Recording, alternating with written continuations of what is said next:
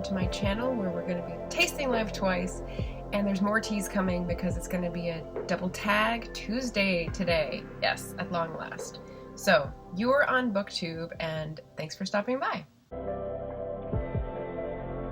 We're going to be doing the Good Book, Bad Ending tag, which was made by Shawn the Book Maniac, and just want to get it out of the way. Shawn, apologies I didn't do the effed up tag because I had so few answers for that one that I didn't think it really warranted a discussion. So I had to skip that one even though you tagged me. So I'm coming back with this one because you tagged me in it in April, and finally getting to it now because just that's how I roll.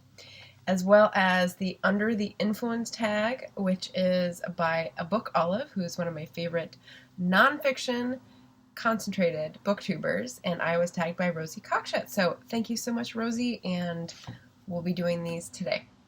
So I'm going to experiment and do that tagging at the beginning thing just so I don't forget because I've forgotten lately. So for Good Book, Bad Ending, which doesn't have prompt questions, I'm going to be tagging Sandy Golston, Booktube TV, and Gina Stanier Books.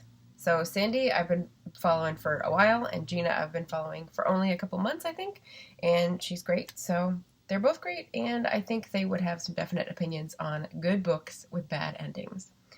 For Under the Influence, I'm going to be tagging Bookish because I don't think he's done this, and I think he's definitely been influenced by other booktubers, as well as Raina at Rainier Books because he's had a lot of prize winner predictions and done his own thing, but I think there will be some good answers when he does this tag as well. So hopefully they have time to do this.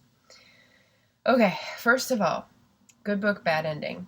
Shawn did not really clarify what he means. He waffled a bit about, I don't mean that kind of ending where you're disappointed in how it ended because it's not what you want. And what I think he was getting at was that if it's not a happy ending, it can still be a good ending, and he doesn't want just people who weren't happy with the endings. But I'm not sure. So, I chose 2 books that I really didn't like the ending of, and 2 books that sort of add up to one really didn't like. I don't know. Like I said, these are both negative tags that he tagged me in, and effed up stuff and bad endings. And when I read books, I will either DNF them if I predict they're going to be horrible and they're not going to be worth my time, or if only the ending disappoints, I usually, I don't know, I'm probably influenced by other people's opinions and go, oh, okay, I guess. I didn't like it that much, but I'll end up waffling. So anyway, the first one, I had to go through my Goodreads. I had to go through my Storygraph books to find low ratings because it doesn't happen very often or very much recently, I suppose. And, my long-term memory is not that great. So, Old Wine Shades. Martha Grimes. Is anyone a Martha Grimes fan out there? She's a huge crime writer. She's got a big following. She's been writing for 30 years, I guess. She was one of the staples when we were doing audiobooks in the car when I was a kid, and we're also listening to Sue Grafton. So that's the kind of genre she's in. Old Wine Shades, I guess, is in the middle of the pack. I stumbled across the CD cleaning my parents' house and thought, oh, that would be good. I'm interested in British things and mysteries. Except it starts with a premise about people disappearing and the dog coming back. And it's a joke. And I don't get the joke, but I try to follow it anyway. And then it ends not really explaining it and just with self-satisfied laughter. So really did not like the whole tone of the book. So maybe that's not a great answer. But it was one of the lowest rated books that I had. The next one is another lowest rated books that I have in my collection, which is Blackout by Connie. I'll put her name here. Because I was very excited to read this book. It's about time travelers and sort of history nerd dreams, right? You go back in time, you observe a thing, you come back, you report. There's a different sort of world where people are observing history and building things to make their time better, whatever, right? But you have to be really careful to not, mess it up and change the world. Again, don't really didn't really, well, no, this one I really did like the book until I got towards the end, and I kept getting closer and closer and going, they're not solving this big mystery, like where people disappeared to, or like what, I don't even remember anymore. I just blocked it out because I just didn't like it. Connie Willis. I blocked it out. But anyway, it didn't answer the fundamental mystery. It was a full, like, 300 plus page book. So that's sort of like the author didn't do their job, in my opinion. You can have a series where you have an overarching mystery that you don't solve, but you have a case that you solve each time. But this one didn't either. And so I finished the ending page, and I think I threw it across the room. It was paperback, so I didn't hurt anything in my apartment, thank goodness. But I was so disgusted, and I've talked about it before, but I have so few of the books that have this reaction for me that I'm bringing it up for this tag. All right, and then finally, I have 2 books that I actually really liked. I liked the writing, I liked the character development, I liked how the plot was going, and then the ending was just sort of like, it wasn't as much of a clash of symbols at the end as I would have liked. So for those, I have Enchanted April, which I really liked, as I said. I read for March of the Moderns this year, and The Marrow of Tradition, which I read for the beginning of March of the Moderns. So both of these books take place in early 20th century. Enchanted April is 20s, 30s. Marrow of Tradition is just the turn of the century, so like 1900 or 1898, somewhere around there. And they wrap up in a way that is a little on the nose. Let's see, let me separate them. I'm getting them mixed up. The degree to which I was disappointed is the same, but the books themselves and the stories are very different. So Enchanted April was the women who rent the cottage in Italy and sort of discover themselves and get out of their shells to grow. And it was really nice. There was one woman who had a different ending than I had envisioned, and I was sort of disappointed for her. So the character, I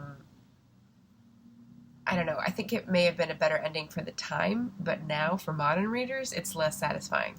So I don't want to spoil it, so that's all I'll say. Good book, bad ending. Marrow of Tradition is the one that is based on a historical riot, a coup that happened in North Carolina in 1898, I believe, and is the only actual coup, not attempted, that has happened in the U.S. since the Civil War. I don't know. And that one, the fictionalized part, the part where that was about the families and the doctor and would you help, like, save the child, that sort of thing at the very end, I remember thinking it was too good. Like, I wish that the character had made a different choice to emphasize different things, but writing in 1901, you had a different background, and so modern readers, I think, are less satisfied with the goodness that had to be put on the page to make the story successful for the old audience, I think. But if you read this, let me know what you think, because, again, really good book, really well done, really well portrayed for the times, but just like that, the character decision and sort of redemption thing at the end, that I was like, it wasn't as strong for me as a modern audience member. So that's all I got, Shawn. And hopefully Sandy and Gina can come up with more spectacular examples of endings that they hated, because I'm passing this along to them and hoping that they'll be stronger in their opinions than I am. All right, under the influence tag, this is not about the bar and the alcoholism. This is about being under the influence of other booktubers. So this one has prompts. Prompt number 1, an A+ book recommendation from a booktuber. So I would say that I just read Blacksmith Queen by Emrata by the Book, and it was a rollicking good story. I tore through it. I finished it in one day, and it's like a epic quest slash chosen one in a different world than I ever read before. And she said it was really good, and I really liked it, so that was A+. Also, I can put the Duchess War in there. more people than that have recommended Courtney Milan for sure, but this is the first book of hers that I'd read. She's a romance legend, especially in terms of diversifying the romance arena, and that is much needed. So finally got that one, read it, loved it. There you go. Second part to this question is, have I ever been talked out of reading a book by a booktuber? And I definitely remember removing a bunch of wish list books when I transferred from Goodreads to Storygraph, but it wasn't being talked out of. I had been talked into putting it onto my wish list, and then time had passed, and I don't remember where it came from, and I wasn't in touch with those people, and I didn't feel as strongly about the book, and so I was like, well, there's no motivation to buy this now, so they have been stricken from the record. Prompt number 2. Has Booktube opened my mind or changed my mind about genres? And for this one, I have to say, Sandy has definitely opened my mind, and Bree at Locked Booktician, same thing.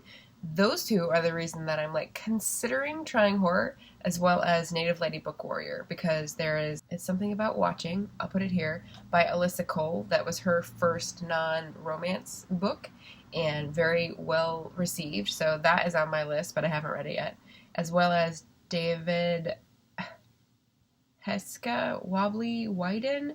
It's a long name, but that was recommended to me from Native Lady Book Warrior as a Native American horror adjacent or plain horror. And so those two feel like strong enough reads that I can appreciate them without being a horror fan. So they're on my list, and thanks to those guys.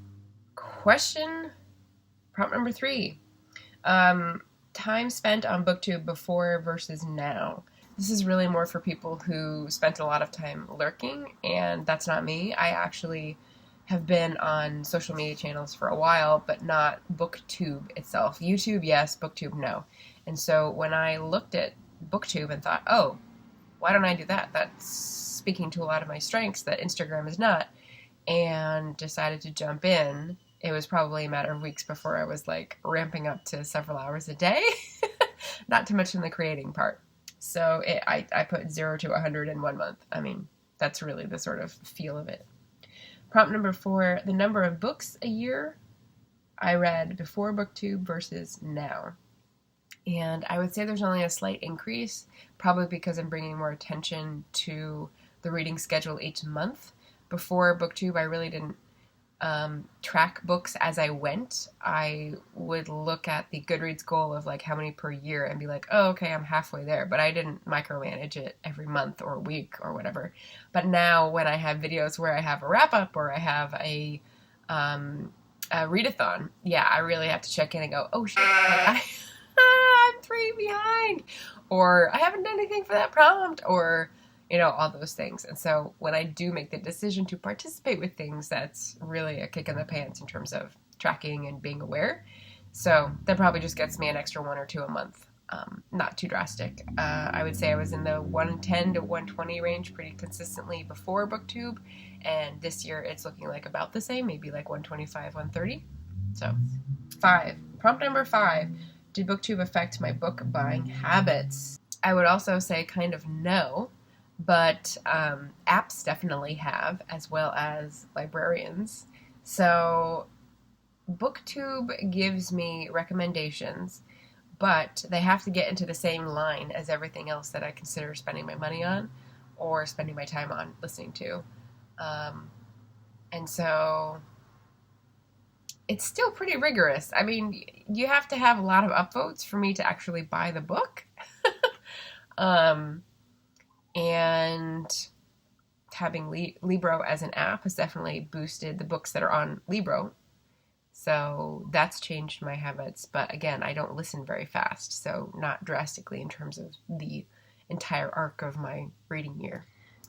Prompt number 6. Do Booktube reviews make me rethink my reviews? Oh, and I had one where I thought this might be true.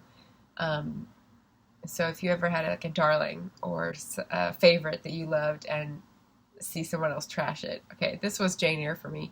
I grew up loving Jane Eyre, always said it was one of my top 3 favorites.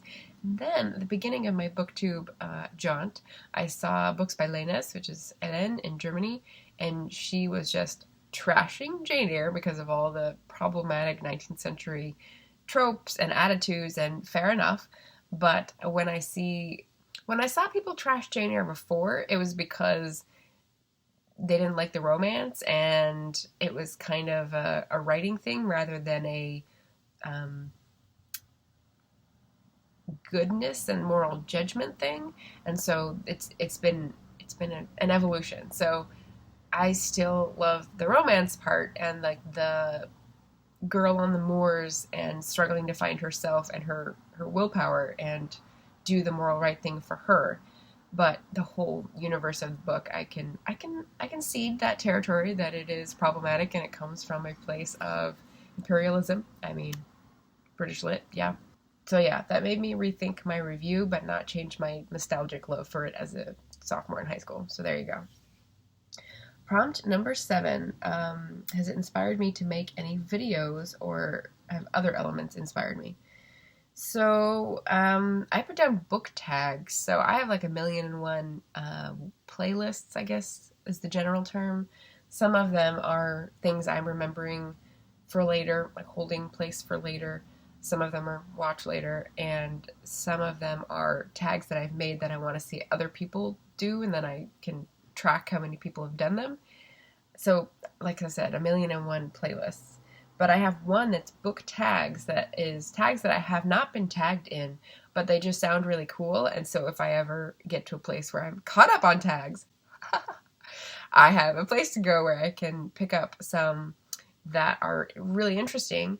And so those have definitely inspired me to do them, just not quite yet because of timing. So there's the Universes Collide that Jeremy did, which I thought is really creative in terms of characters in different worlds of fiction. There's the Running one, which Very Literary Carrie did, which I wanted to do and have not put it forward as a priority. There was the Mirror and Window one, which Karen Evans did, which I really thought was cool. And a lot of people did it, so I got to hear a lot of different interpretations, so that was really inspiring. And, I hit the jackpot when I went into Kara of Wild Book Garden's channel and looked at her tags, because she has so many. She's made a few, but she also has a lot that she's done that look really fun and like really up my alley in terms of interests, like theater and folklore and certain types of music and Shakespeare and I don't know, she just has a ton. So Wild Book Garden, I would definitely recommend if you're looking for like tags that are in the background that you can revive and have fun with, if you share my interests. Prompt number 8. Pressures on my reading life because of the channel. So, videos are discreet, reading is forever. Yes, my commentary on this is I don't feel pressured to read certain books because everyone's talking about them. In fact, as Brittany of Literarily Smitten says, hype gives me hives. I tend to run the other way when everyone is talking about the same book. But if I'm in a readathon, I feel a little bit of pressure to contribute to it. Buzzwordathon, that's like a tiny bit of pressure because I've been mostly doing it, but I don't know if I'm going to get to The Last American Man today. It's a substantial read. Yeah, I guess what I mean by videos are discreet is that each time I put a video out, there's something that is interesting in it, and it doesn't have to be the books that I promised I'd read or the books that everyone else is reading. It's basically whatever books I do bring to the table, what interpretation I have of them. So I don't feel pressure for the videos that I put out. But, yeah, the bigger picture is that reading is forever. So don't stress. Just keep reading. Just keep reading. Just keep reading. There we go. Prompt number 9. The social element of Booktube, has that influenced my reading? Oh, yes. So I might have looked askance at reading sprints to begin with. There might have been some side-eye in terms of, they're just doing that for watch time kind of thinking. But having arranged productivity sprints and seen how they do make me stay on task, it's not so much peer pressure. It just feels like you have a companion doing the same thing alongside you. It's like we're a team of horses pulling the harness and moving the same way. I don't know how appropriate that is, but it just popped into my head. So, yeah, the social aspect of Booktube. It encourages me to be productive in terms of making videos, because then you can trade comments and have new content. But it also encourages me to read certain books that I might not have picked up, especially if people are showing me more diverse reads than I'm exposed to, which is awesome.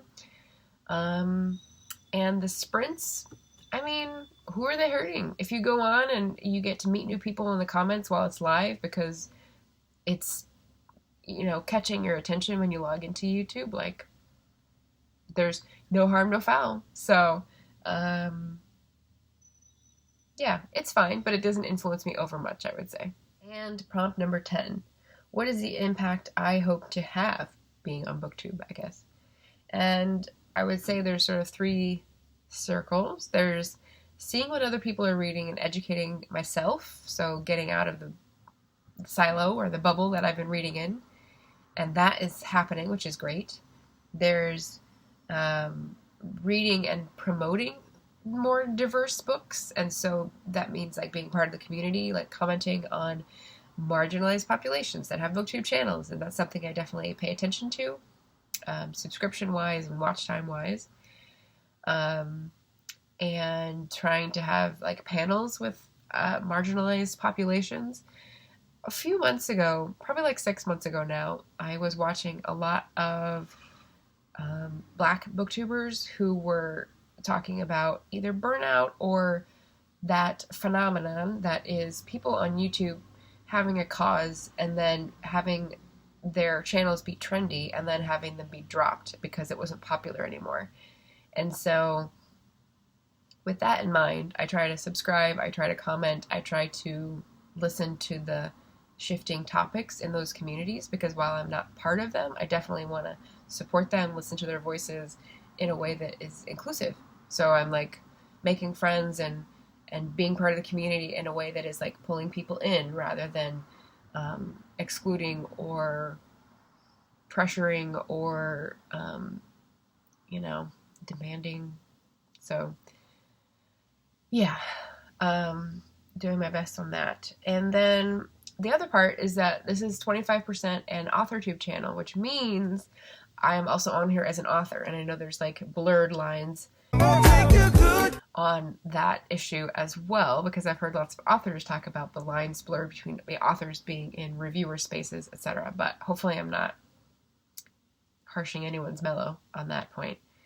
But I love to hear feedback about the books feedback about my books. So having a presence here, being a part of the community means that, oh, you see I'm an author, you see I have books. If you like historical fiction, hey, maybe I'll give one of them a try.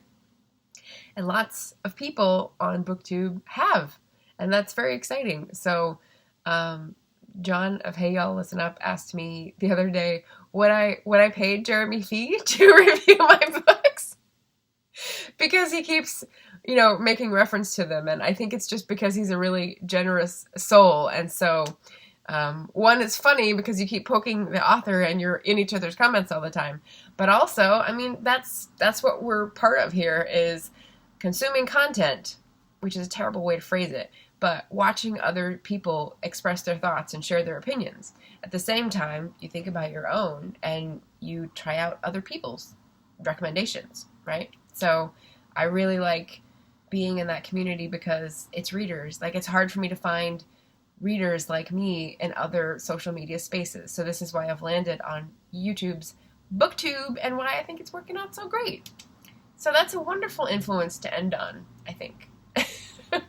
If anyone has issues with that, let me know. I mean, I'm certainly not immune to having blind spots. So if you see something I'm doing that's questionable, let me know. Hopefully I'll be open and, take criticism gracefully, because that's what I'm learning to do as I get older. All right, well, that is my Under the Influence tag for your Double Tag Tuesday. Thanks for holding on this long. Feel free to leave a comment, subscribe, and I almost forgot to mention 2 important things. I still have treasure troves. They're in Instagram. I'm not taking more pictures, but I'm going to do the books that I still have that I read last month that I don't want to keep, and there's 5 of those, so I'll toss those in. Let's see. Richard II, Vintage Edition. P. Jelly Clark's Black God's Drums, really small. The Ladies of Missolonghi, Colleen McCullough. A Raven Sings by M.W. Horses, Portland author. And Unlearn Rewild by Miles Olson. So if you have any interest in those, comment down below. I'm going to do the drawing thing next Tuesday. So all of my patrons on Patreon and anyone who comments saying that they want one of these things, either on Instagram, on Treasure Troves, or one of these, you'll be entered to win. And I'll do the little random number generator and we'll see who gets a treasure. And 2, this Saturday is International Bog Day. And I didn't prepare for this, but let me just give you my reason for putting this on my calendar every year. You may know I'm obsessed with Scotland, and one of the greatest things that I discovered when I was hiking around the Highlands of Scotland is that they have bogs. I mean, Ireland has bogs, and a bog is actually the name that some people use for the toilet outside. That's not what I'm talking about. I'm talking about the ecosystem that involves a very saturated with water and lacking oxygen soil layer. The people that are found buried, they're really well preserved because they've been in an oxygen deprived, kind of like a mummy, I guess. And so they find these bog people in the UK after 1,000 years, and it's super cool, historically speaking. The bog is one of those environments that people don't live in because it's inconvenient, but it's a beautiful piece of nature, and I'm glad that there's an international day for it. One of the things I loved finding and discovering when I was in Scotland, I mean, I grew up in California, so there's like no water, right? But in Scotland, in the hills, there's moss everywhere. I mean, I love moss. Love moss. And there's a particular type of moss called sphagnum moss, which is super, super squishy. It's like a big sponge. I mean, moss is like that, but this is even more so. You step in it and your foot disappears because it goes down like 6 inches and all the stuff folds in on it. It's super flexible. I have a video of this and it was really fun. It's bright red, it's yellow, it's green, it's all sorts of colors. And I don't understand it very well, but I know that there are lots of intricate interrelationships between the little bugs that live in the moss, and they're the reason why I can't have moss as a pillow and a bedspread, and oxygen, and our atmosphere, and our trees, and our water table. And so just encouraging people to think about water issues this Saturday. Maybe go out in nature, maybe find some moss, be nice to it, maybe learn about water bears, and I don't know, look at the cute little pictures of them under the microscope.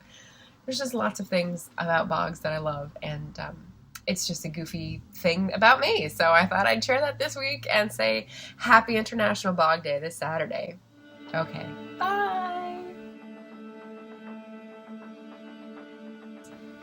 Do I feel pressures on my reading life? Videos are discreet. What did I mean? What did I even mean? I wrote this like yesterday. I can tell you what my success rate is finding readers in the dating scene.